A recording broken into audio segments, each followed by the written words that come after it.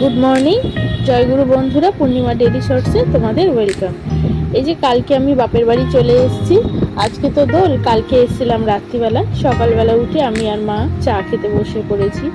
তো মেয়ে তো ঘুমাচ্ছে, আমি আর মা একা একাই চা খাচ্ছি আর গল্প করছি, দুদিনের গল্প।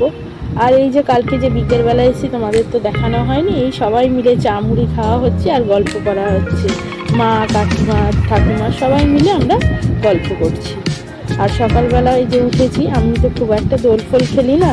আর আমার বোন চলে এসেছে রং লাগাতে, হই হই করে আমাকে রং লাগাচ্ছে। আমি আমার বোনকে একটু রং টং লাগালাম। এদিকে রান্না বান্না করেই এসেছি, বেশি কিছু রান্না বান্না করি। কোনো বছর তো আমার সেইভাবে রং খেলা হয় না, এবছর মা ডাকলো তাই আমি আগের দিনই চলে এসেছি রংটা খেলবো বলে।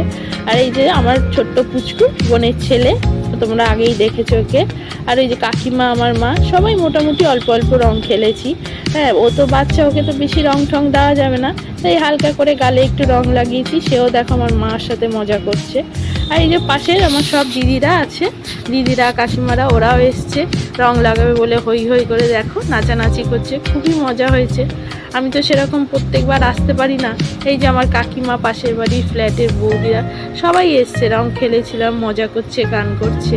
এখানে বক্সও চালানো হয়েছিল, নাচ গান সবাই সব কিছু করছে, খুবই আনন্দে দিনটা কেটেছে। প্রত্যেক বছর তো আমি আমার শ্বশুরবাড়িতেই হোলি খেলি, তো এবছর তো আর খেলা হয়নি। আমার শ্বশুর শাশুড়ি দুজনেই মারা গেছে, 2 বছর হয়ে গেল। তাই এবছর মা ডাকতেই আমি চলে এসেছি এখানে রং খেলার জন্য। আমার মাও খুব মজা করছে, রং খেলছে, কাকিমাদের সাথে আনন্দ করছে আমি এসেছি বলে। এদের তো খুবই মজা হয়েছে, আমারও হয়েছে। আর ওইদিকে দেখো আমার মেয়ের তো অ্যালার্জি আছে বলে খুব একটা রং খেলে না, কিন্তু কে শুনবে, আমার দাদার ছেলে, সে তো খুব বদমাইশ আর দুষ্টু, মেয়েকে জোর করে নিয়ে এসে রং লাগাচ্ছে। তারপরে এই যে চান ঠান করে রং ঠং তুলে কোনো রকমে খেতে বসে গেছি, মাথায় গামছা বেঁধে। অনেকটা লেট হয়ে গেছে আমাদের আজকে, খেতে খেতে প্রায় বিকেল 4টে হয়ে গেছে। মাটনটা আজকে আমার মা করেছে, তাই তোমার দাদা একেবারে চেটে পুটে থালা পরিষ্কার করে দিয়েছে। এদিকে বিকেলও হয়ে গেছে, আমার বাড়ি যাওয়ার পালা। বিকেলবেলা আজকে বাড়ি যাব, তাই যাওয়ার সময় আমরা বোনের ছেলে রাজদীপকে একটু আদর করছি। হ্যাঁ, ও তো মনটা খারাপ হয়ে গেছে, আমি চলে যাব, ও খেলছে আমার সাথে। যাই হোক, আজকে ব্লগটা এখানেই শেষ করলাম। জয় গুরু, গুড নাইট, সবাই ভালো থেকো, সুস্থ থেকো।